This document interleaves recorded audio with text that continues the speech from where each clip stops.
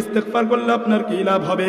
আল্লাহর নবী বিশ্বনবী জনাবে রাসূলুল্লাহ সাল্লাল্লাহু আলাইহি ওয়াসাল্লাম বলছেন, মান লাযিমাল ইস্তিগফার জাআলাল্লাহু লাহু মিন কুল্লি দাইকিন মাখরাজা ওয়া মিন কুল্লি হাম্মিন ফারাজা ওয়া রাযাকাহুল্লাহু মিন হাইসু লা ইয়াহতাসিব।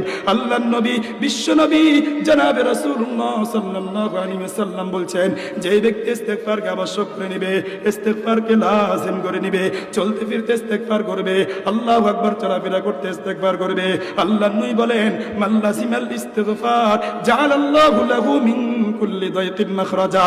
ইস্তিগফারের বদৌলতে আল্লাহ পাক রব্বুল আলামিন আপনার যত সংকীর্ণতা আছে সকল সংকীর্ণতাকে আল্লাহ পাক রব্বুল আলামিন দূর করে দিবেন। আল্লাহু আকবার। ওয়া মিন কুল্লি হাম্মিন ফারাজা।